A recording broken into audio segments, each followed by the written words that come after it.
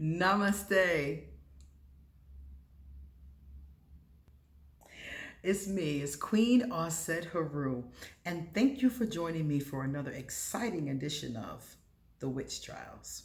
The Witch Trials is the video series where I put movies and books and all kinds of mass media on trial to see if it is accurate in its portrayal of witches and magic.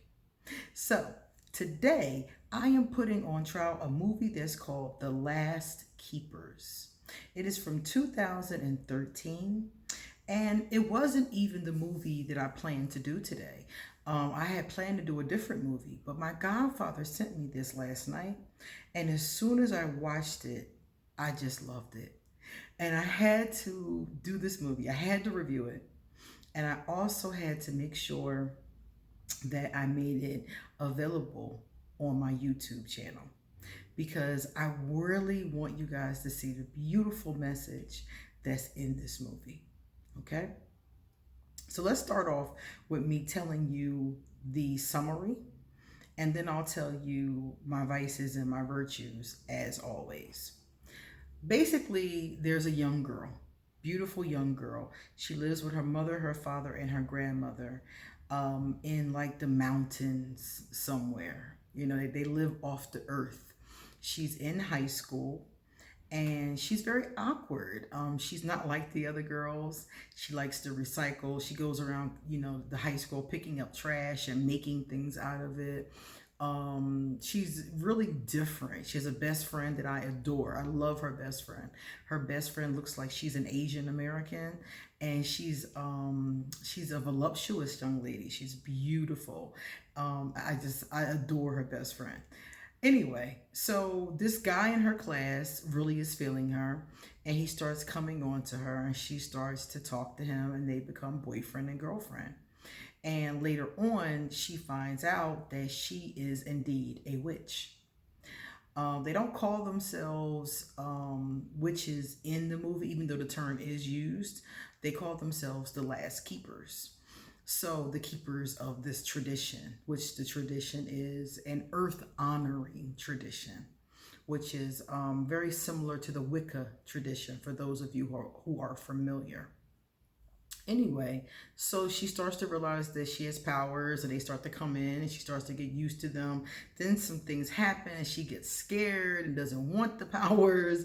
And she goes through this whole like power struggle within herself and tradition and family. And does she want to keep this tradition? And she goes through this whole thing.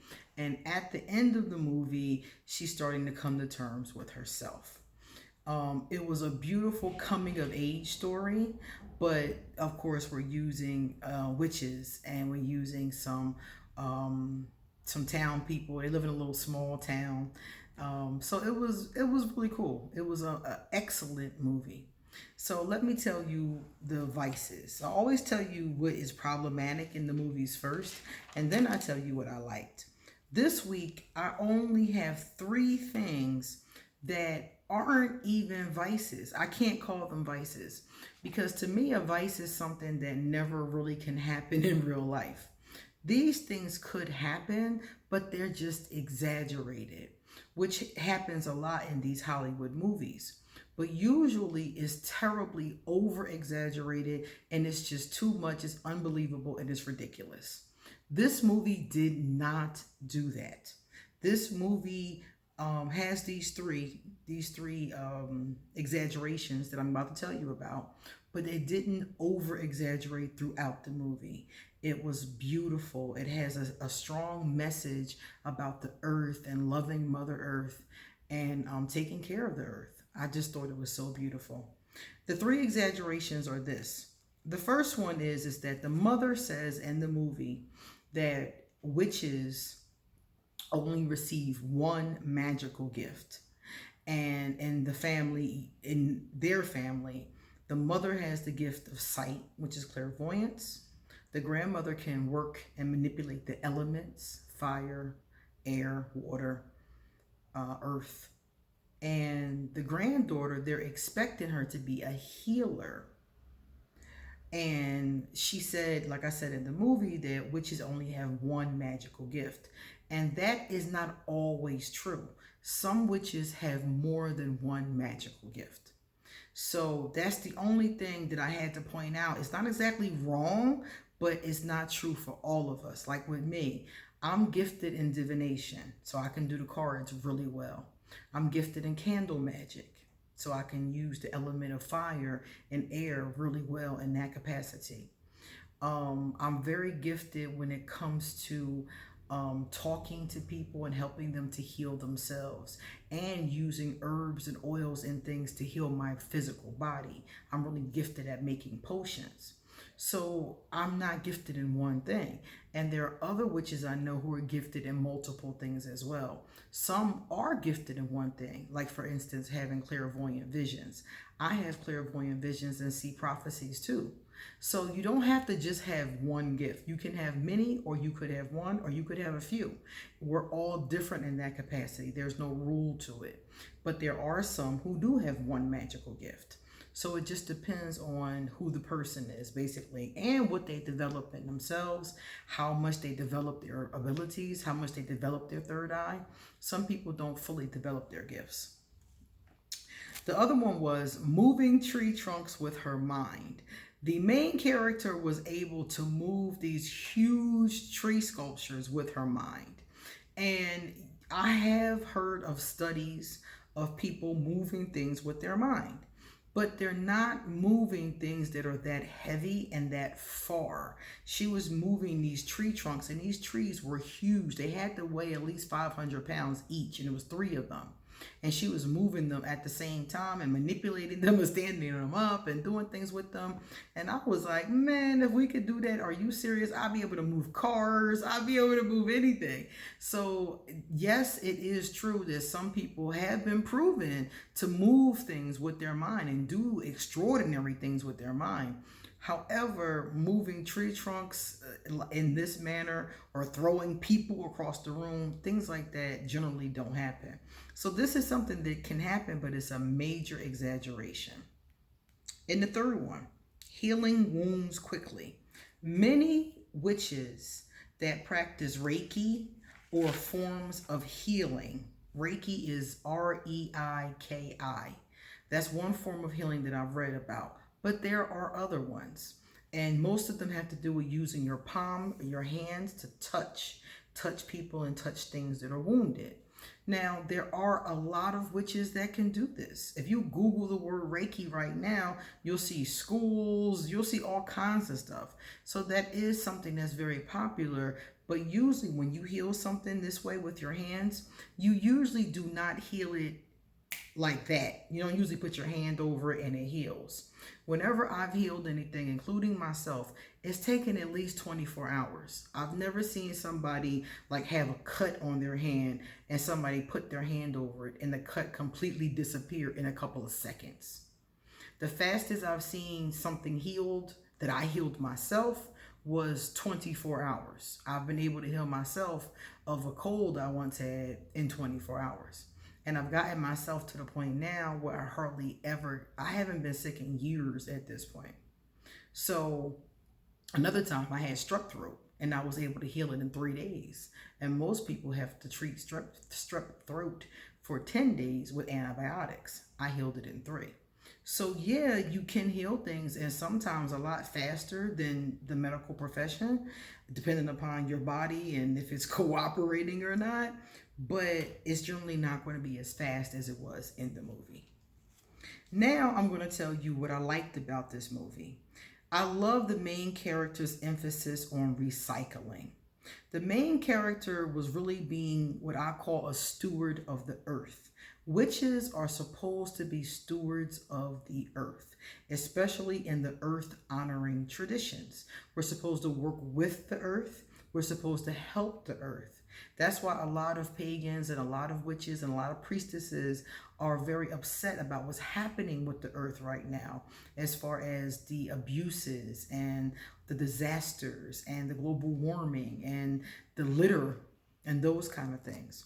So the main character had a strong emphasis on recycling and being that steward of the earth. And she made dresses out of plastic. She made little bird feeders. She made all kind of things out of trash, basically.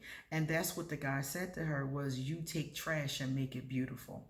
So I thought that was beautiful because that's really something that a witch is supposed to do. We're supposed to be working with the earth, and we work best with things that are natural. The family was a family of artists. Many witches are artists. Many of us create things such as clay statues or paint. I paint. Some of us do all kinds of different things, make music, all kinds of things. It's very common for a witch to be a artist.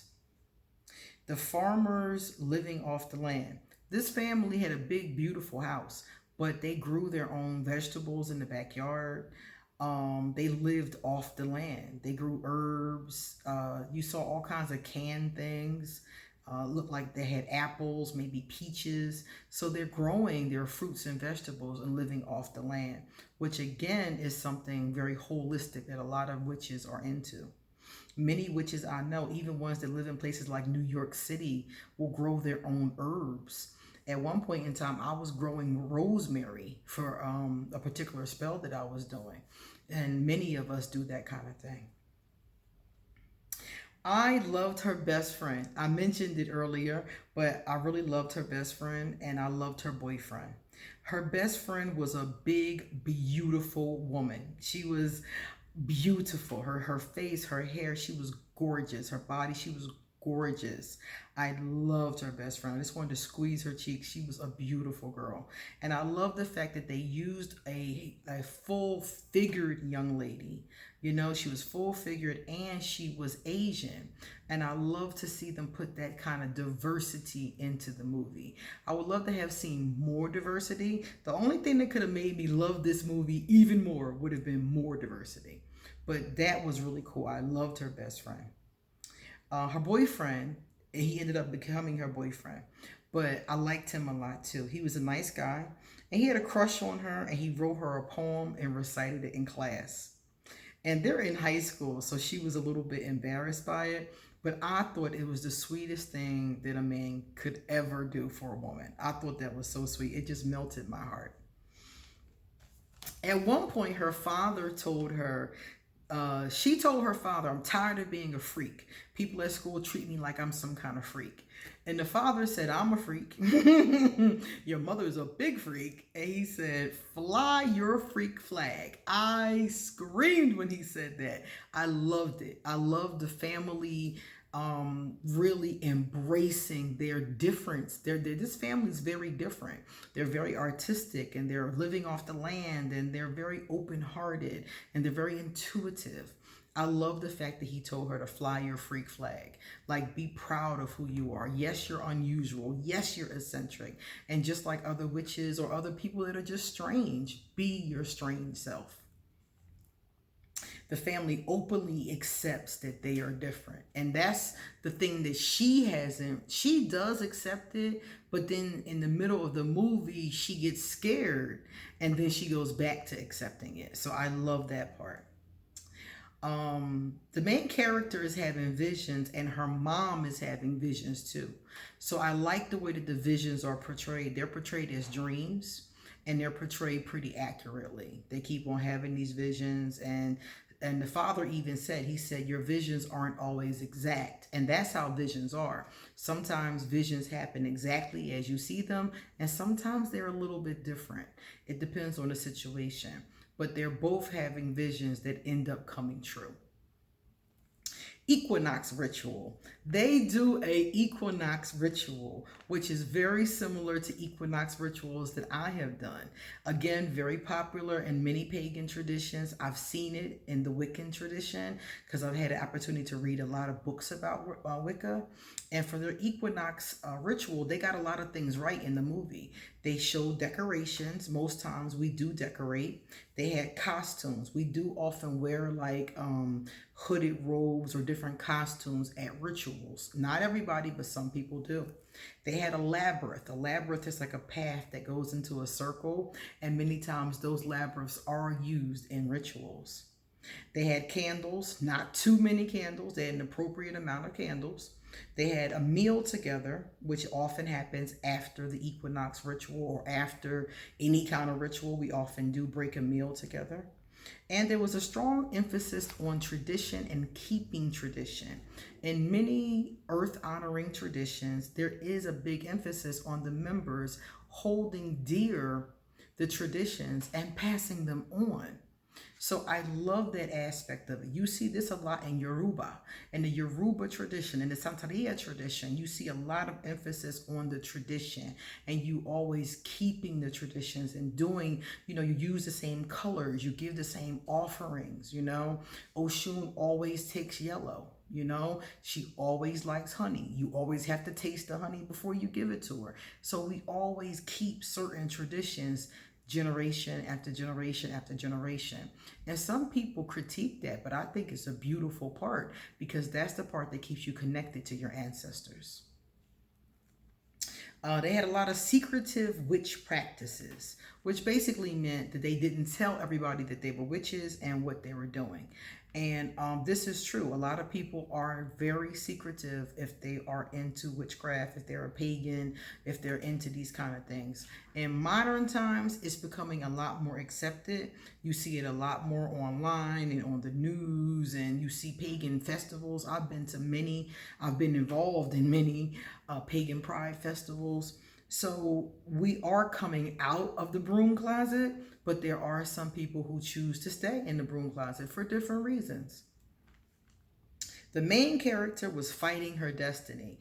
A lot of witches that I know have fought their destiny the same way that she did. She was fighting her destiny, didn't want to be a witch, didn't want her powers. If I had $1 for every time another gifted person told me they didn't want their powers, somebody just told me that last night. And I was like, it is what it is. You don't have to develop them. You don't have to use them. It is your choice. But why would you not? I mean, it's in everybody's best interest for you to get it together. The main character touches the dirt and the crops grow overnight. This is another one of them kind of things that probably would not happen like this, not as quickly. But the main character touches the dirt, like she's like, putting manure in the crops, and overnight they grow squash.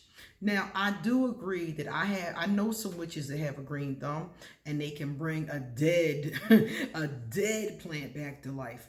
But they usually can't grow something like squash or something, watermelon or tomatoes or flowers overnight.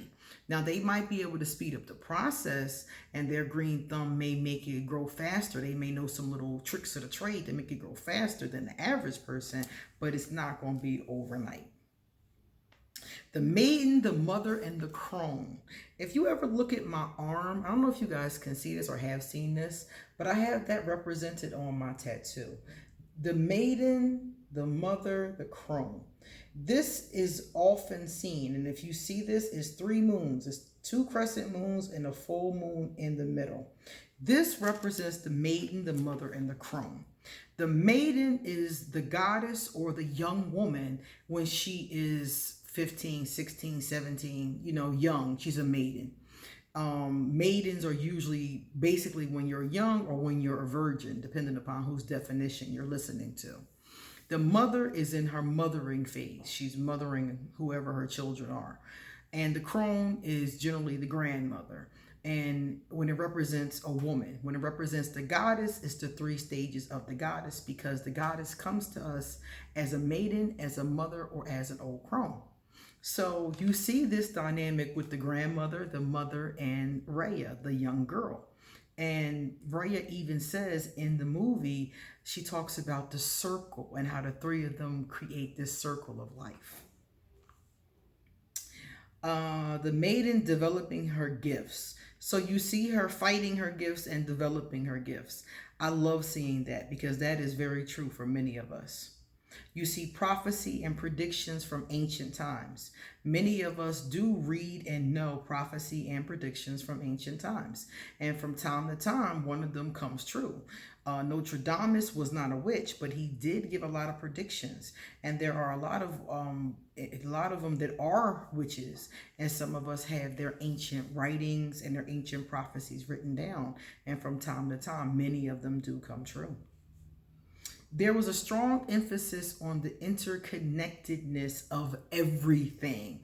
The earth, the trees, the mom, the daughter, everything was interconnected. And the grandmother pointed this out. The grandmother says, you aren't in nature, you are nature. And she talked about how everything is made up of energy and how everything is connected. I love the interconnectedness that she discussed in this movie. And as they were talking about the earth and how we're stewards of the earth, again came up the interconnectedness. I love how she made the dead tree trunks into art, because most of the time the stuff that she made into art is stuff that you and I would look at as trash. You know, when she first started working on the tree trunk, I was like, what is she doing, you know? And it became this beautiful art exhibit when she was done. So I love that aspect. I love the idea of making trash into something that's beautiful. So she had a very supportive boyfriend. I loved her boyfriend. Her boyfriend is the kind of guy we all want our daughters to come home with. He's kind, he's loving, he's thoughtful, he's supportive of what she's going through. He finds out that she's a witch at the same time that she does. And he's not afraid. He doesn't pull away. He doesn't tease her. He defends her, you know, and tells everybody like she's a good witch. She's not a bad witch. And I love that distinction between the white witch and the bad witch, because you do have people that do dark magic, and you do have people like this family who mostly just do things to help heal and help others and help the earth. The main character, I told you guys, did not want her gifts at one point. She just wanted her own life, and she felt like this prophecy was taking away her choices, and you know, she went through this whole thing, and then she really realized that she really did want this. So then after that, she did start to want and develop her gifts. My godfather said to me that the movie was about witches. And I told him, no, the movie actually has witches, but it's not about witches. This movie is about love. And it's about the fact that we can all, pagan or not, we can all work together and use love to heal this planet and heal each other.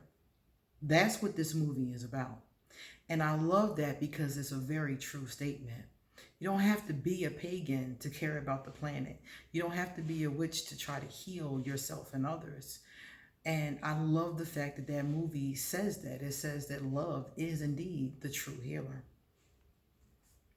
The local people attacked the family, which I thought was very accurate, because usually people who don't understand witchcraft will attack. They'll attack you. They set their decorations on fire in the movie. I think they even killed one of their animals. They didn't show it, but they alluded to it. And they spray painted witch on their business. So you see the local people attacking them, which again shows that contrast where these local people are supposed to be, I'm taking Christians maybe, or, you know, whatever kind of groups they are. And they're attacking this peaceful family who is not doing anything wrong. So you're attacking them, calling them evil when they're not doing anything but trying to help themselves and the world. But here these people are, these townspeople who are attacking them, they're not trying to help anybody. They're the ones that are making the clutter. So who really is evil? And I love that message in the movie. It really makes you think, like, who's really evil here? Because it's not the poor witches, you know, that are trying to help everybody. And the main character finally decides to change her look and her image. She dumps her friend and her boyfriend. Towards the middle of the movie, I told you guys she didn't want her powers. So she decides to change her image because she's very earthy looking and she wears like recycled things and she's really cool. And she decides not to look like that anymore. She decides to dress sexy and put on tight clothes and makeup and do her hair. And she dumps her boyfriend. She dumps her cute best friend. And she decides that she's going to hang out with this other group of kids, the popular kids. And she has the popular boyfriend now. She automatically starts dating another guy. And the whole thing is like an attempt of her to step away from who she really is. And of course, it doesn't last long because they go out, they get in trouble, they get into a car accident, and she has to heal everybody. And during the process of healing, she again sees a vision of her daughter and decides that she does want to live up to the prophecy. So in closing, I just want to say that this is a really beautiful movie. And the prophecy that I was talking about is all about her. The prophecy said that this young lady, Rhea, will give birth to the chosen one.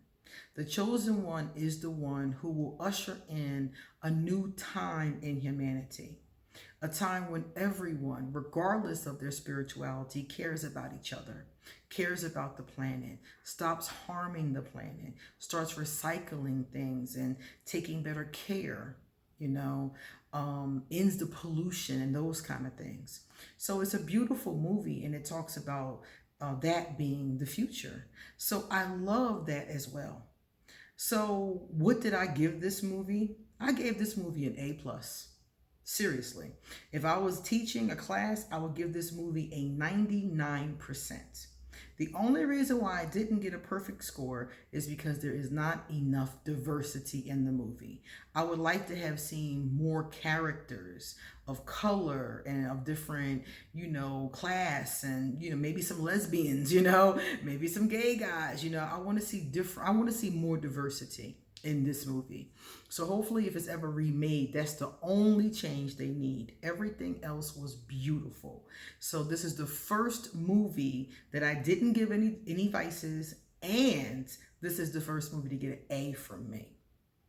And knowing me, not too many movies are going to get an A. So I wanted to put this movie out there, and I'm going to put this movie on my Facebook page, and I'm going to put this out here for free.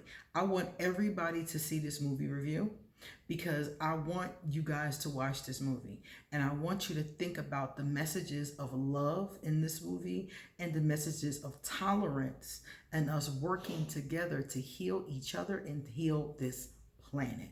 That was a beautiful message and I want everybody to hear it. Okay? All right, guys, so it's time for me to get going. If you know somebody who would like this video or needs to see this video, please pass it on to them because this one will be available to the public. Now, the next movie I'm doing is not going to be available to the public. It is going to be just on my Patreon page. So if you like the witch trials and you want to keep watching this series, please go to my Patreon page and sign up. For as little as a few dollars, you can be a patron and you'll get to see every week when I do more of the witch trial video series. Okay? Thank you for being here. Take care.